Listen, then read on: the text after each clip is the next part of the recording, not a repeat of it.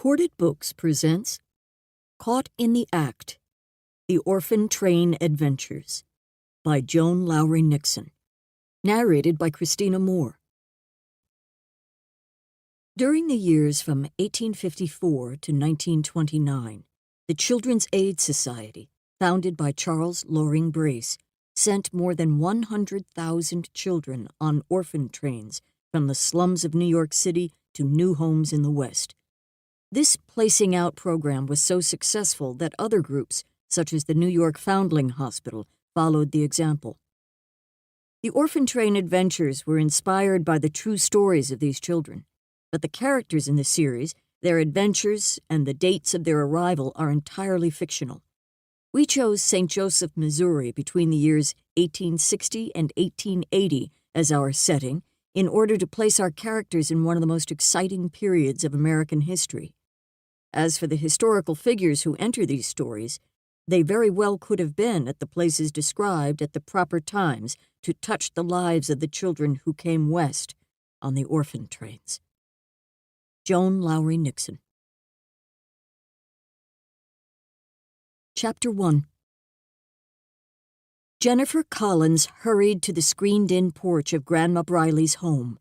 She dropped into a comfortable wicker chair next to Grandma's and picked up the journal, which had been written so long ago by Frances Mary Kelly.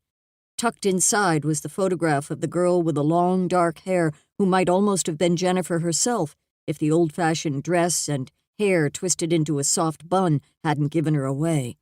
Jennifer took the picture out and studied it again.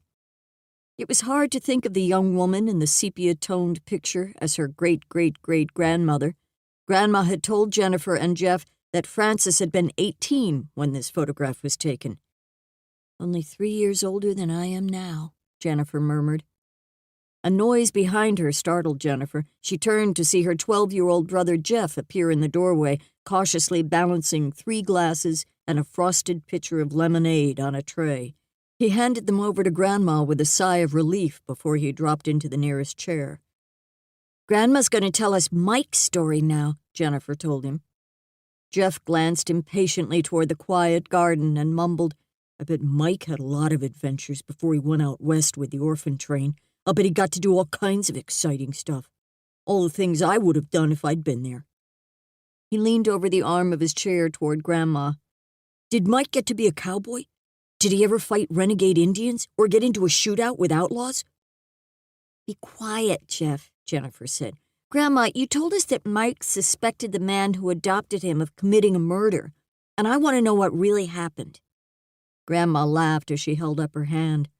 "You're both getting ahead of the story. Just be patient. Listen, and you'll know all I know. I'll read from the opening of Mary's journal before I begin Mike's story."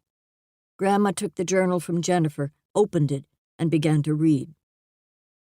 "As long as I live, I shall never forget the misery and fear on Mike's face as he sat on the platform in that little church in St. Joseph, facing the people who had come to see the children from the orphan train. Mr. Crandon, who had been so shocked and angry when he found out that Mike had been a copper stealer back in New York City, was moving from group to group, leaning close to whisper. Each couple to whom he spoke would immediately dart a glance toward Mike, some of them frowning, some staring with suspicion. I wanted to cry out, 'Don't listen to Mr. Crandon. Mike is a good boy. He didn't mean to do wrong. He was so desperate to help feed our family, he just didn't think.' But I couldn't speak out against Mr. Crandon. He was a successful businessman, well thought of in St. Joe, and we were strangers, orphans brought here from New York in the hope that some kind-hearted people would offer us homes. There was nothing I could do. I thought about U.S. Army Captain Joshua Taylor, whom we had met on the orphan train. He had liked Mike. He'd praised Mike for his bravery. Oh, why couldn't someone as fine as the captain have offered Mike a home? My heart ached as I saw Mike chosen by the Friedrichs.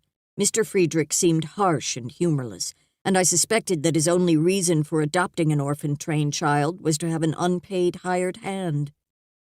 I hugged Mike tightly as we parted, hating to let him go, terrified of what might be in store for him. Chapter 2. Michael Patrick Kelly sat by himself in the wagon bed behind the Friedrich family, grabbing the side for support each time the wheels dropped in and out of the ruts and gullies in the dirt road. The first time the wagon lurched, Mike sprawled on his back with a yelp, and Gunther Friedrich, squeezed on the front seat between his parents, turned to look at him with a mocking laugh. Mike hated to be the laughingstock, and he was beginning to dislike Gunther heartily. The next time the wagon bounced so hard that it slapped his backside, Mike met Gunther's stare by puffing out his cheeks and arching his back so that his stomach protruded.